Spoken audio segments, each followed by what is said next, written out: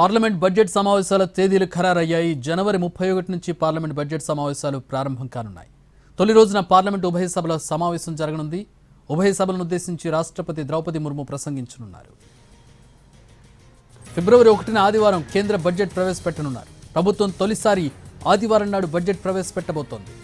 ఈ బడ్జెట్ సమావేశాల్లో one nation one election, 30 రోజులు జైల్లో ఉండే సీఎం, మంత్రులను పదవి నుంచి తొలగించే బిల్లు ప్రవేశపెట్టే అవకాశం ఉంది.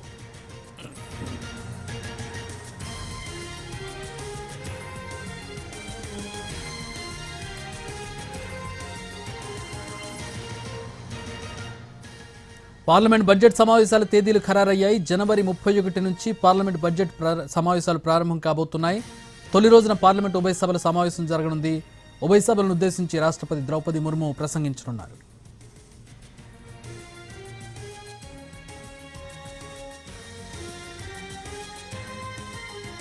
ఇక ఫిబ్రవరి 1న ఆదివారం నాడు కేంద్రం బడ్జెట్ ప్రవేశపెట్టనుంది.